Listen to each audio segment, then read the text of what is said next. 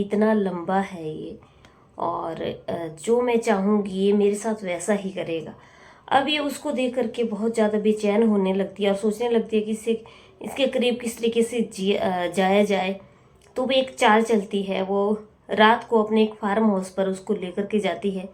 जी हाँ दोस्तों, राधे राधे, आदाब, सत श्री अकाल, नमस्कार। आप सब लोगों का मेरे यूट्यूब चैनल पे बहुत ज़्यादा हार्दिक अभिनंदन है।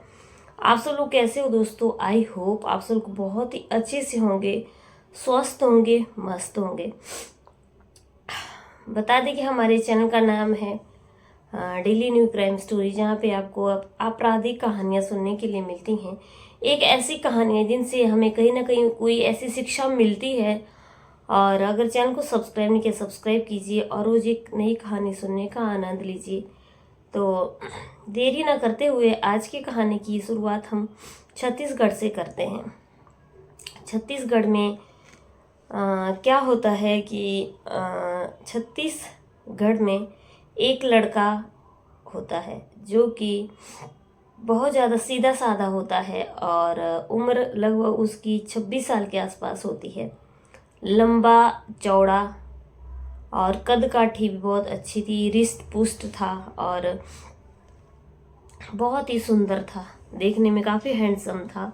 अब क्या होता है कि काम की तलाश में जो है वो इधर उधर जाता है वो, लेकिन उसकी पसंद के अकॉर्डिंग जो है वो उसे कहीं भी जॉब नहीं मिल रही थी। अब जब ये इस कंपनी में जाता है तो उसे जो है वो जो वहाँ की जॉब होती है वो अच्छी लगती है और उसको सैलरी भी अच्छी मिलने लग जाती है। तो वो सोचता है कि क्यों ना मैं इसी कंपनी में जॉब कर लूँ, अब टिक करके कहीं ना कहीं मेरे को जॉब करनी है। अब ये लड़का जो होता है, लड़के का नाम मयंक होता है। अब ये मयंक जो है वो वहाँ पे कंपनी में जॉब करने लग जाता है। उसकी दिनचर्या आने जाने की थी। मॉर्निंग में वो जाता था 10 बजे से लेकर के शाम के 6 बजे तक उसकी ड्यूटी होती थी।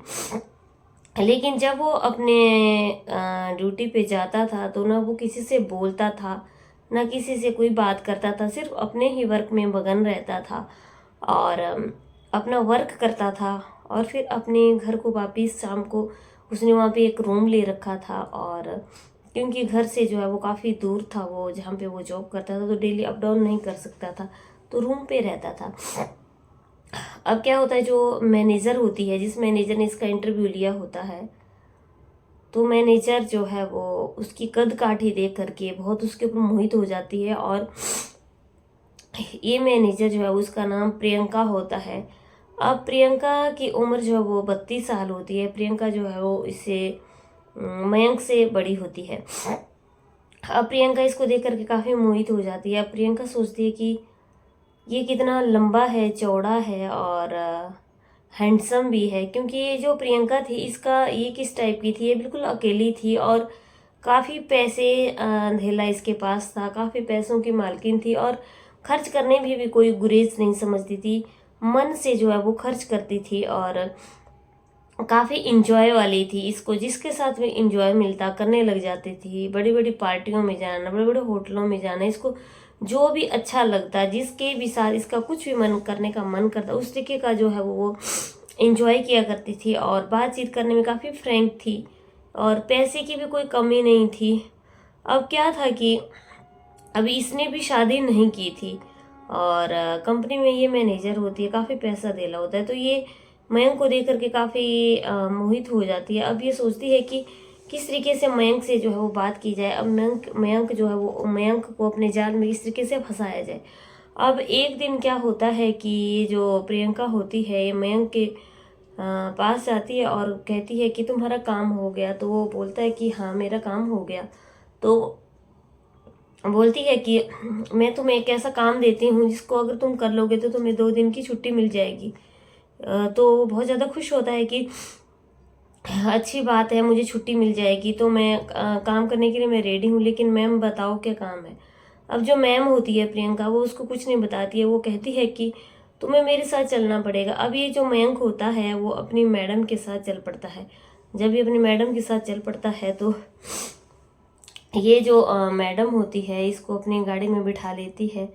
और गाड़ी में जब इसको बिठा लेती है तो अब ये इसको लेकर के चली जाती है। रात के जो है वो उस वक्त 10 बज रहे होते हैं अब 10 बजे एक होटल में रुकते हैं, ये दोनों वहाँ पे खाना पीना खाते हैं।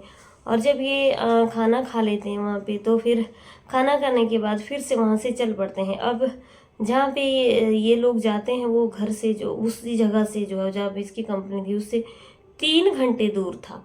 अभी 3 घंटे का रास्ता जो है वो तय कर लेते हैं। लेकिन मैं पूछता रहता है कि क्या काम है और कहाँ जाना है, तो उसकी जो मालकिन होती है वो कहती है कि तुम इतनी चिंता क्यों करते हो, जब मैं हूँ तो मैंने बता रखा है कहीं काम है, हमें वहाँ जाना है। अब मयंक भी चुप हो जाता है कि मालकिन कह रही है तो कहीं ना कहीं तो होगा ही, कुछ ना कुछ तो होगा काम, और क्या काम होगा। अब क्या होता है कि रात के जो है वो 1 बज रहा होता है और गाड़ी जा कर के एक फार्म हाउस के पास रुकती है। जब एक फार्म हाउस के पास गाड़ी रुकती है तो जब वो गाड़ी से प्रियंका उतरती है तो वहाँ पे जो है वो काफ़ी सर्वेंट होते हैं, चौकीदार होता है। तो वो उसको जो है वो सारे सलाम करते हैं और एकदम उसके आगे जो है वो उसको झुक करके सलाम करते हैं। तो ये देख करके उसको मयंक को काफ़ी अच्छा लगता है। और जब वो उसको अंदर ले जाती है मयंक को, तो जब ये मयंक अंदर का नज़ारा देखता है तो उसकी आंखें फटी की फटी रह जाती हैं। उसको ऐसा लगता है कि उसने एक महल के अंदर जो है वो कदम रख दिया होगा, क्योंकि अंदर का नज़ारा कुछ ऐसा था, ऐसा लगता कि जैसे वो एक महल है। और वो सब देखते ही रह जाता है। अब क्या होता है कि वो पूछता है कि मैम काम क्या है। अब वो अपना सारा सेटअप वहाँ पे निकाल लेती है और अपना सारा उस पर फ़ोन भी होता है और सारा उसके पास जो सिस्टम होता है, लैपटॉप होता है। और तो वो जब वो देखता है वहाँ पे तो उस चीज़ को भी देख करके हैरान रह जाता है कि पूरा सेटअप वहाँ पे बना हुआ था। अब क्या होता है कि ये फार्म हाउस किसी और का नहीं होता है, बल्कि उसकी मैडम प्रियंका का ही होता है। तो वो बोलती है कि तुम घबराओ मत, ये मेरा ही घर है। तो वो बोलता है कि तुम्हारा घर तो बहुत ज़्यादा सुंदर है। तो वो बोलती है कि हाँ, कि वो बोलती है कि इस कमरे में आ जाओ। अब वो उसको दूसरे कमरे में ले जाती है, वो दूसरे कमरे में ले जाती है। तो वहाँ पे जो है वो काफ़ी अलग अलग टाइप की जो वाइन रखी हुई होती है। तो वो एक गिलास में जो है वो एक पैक बनाती है और उसको देती है। तो बोलते हैं कि मैं इन चीज़ों से बहुत ज़्यादा दूर रहता हूँ, मैं ये चीज़ नहीं लेता हूँ। लेकिन बोलती है कि कोई बात नहीं, ये जो है वो हम काफ़ी थक गए हैं, सफ़र से आए हैं, तो उसके लिए है, तुम एक पैक ले लो। अब ये जो है वो एक पैक जब ले लेता है तो अब क्या होता है, जब तक वो प्रियंका जो है वो चेंज करने जा चुकी होती है और नहा करके आती है, तो उसके बाल जो है वो गिले होते हैं और अपनी नई ड्रेस पहन करके जो है वो वहीं पे सोफे पे बैठ जाती है। तो अब ये क्या करता है कि अब ये जो है वो एक पैक बनाता है। तो ये इसके बाद वो एक पैक और लेता है और उसको देखता है कि ये तो बहुत ज़्यादा सुंदर है। और उसका जो है वो मन भी मचलने लग जाता है। और क्या होता है कि जब उसका मन जो है वो मचलने लग जाता है तो उसको कुछ भी होश नहीं रहता है, लेकिन उसको इतना होश तो रहता है कि वो क्या बोल रही है। अब वो एक पैक और बना लेता है और उसके ऊपर जब पूरी तरीके से नशा हो चुका होता है, अब वो बोलती है कि मयंक तुम जो हो अभी सही हालत में नहीं हो, तो तुम काम कैसे कर पाओगे, तुम आ जाओ बेडरूम में और यहाँ पे रेस्ट कर लो।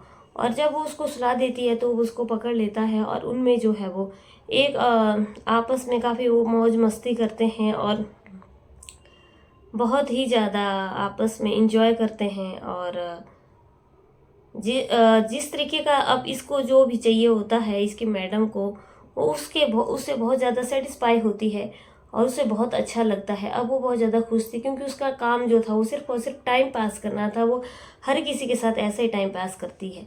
अब क्या क्या था कि जब मॉर्निंग होती है तो वो ऐसे ही बेड के ऊपर होते हैं लेटे हुए। तो वो बेड के ऊपर उससे पूछती है कि मैं तुमसे एक बात पूछती हूँ कि तुम इतने सैड क्यों रहते हो। तो मयंक बताता है कि वो किसी लड़की से बहुत ज़्यादा प्रेम करता था, लेकिन लड़की जो है उसे टाइम पास कर रही थी। अब उसकी शादी जो है वो किसी और जगह हो गई, लेकिन उसने मुझे धोखा दिया, उसने मुझसे प्यार नहीं किया था। तो इस वजह से जो है वो मेरा मन किसी से बात करने का नहीं करता, इसलिए मैं चुप रहता हूँ।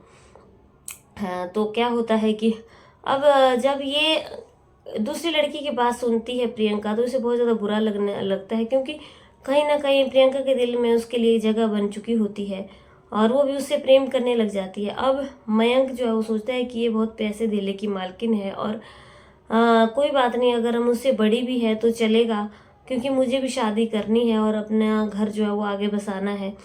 अब ये भी सोचती है कि क्यों ना, ये बहुत हैंडसम है और मैं इसे शादी कर लेती हूँ, और मुझे भी तो अपनी लाइफ में शादी करनी है। अब क्या होता है कि दोनों अपना एडजस्टमेंट कर लेते हैं, बातचीत करते हैं, दोनों को आपस में प्रेम प्यार होने लग जाता है।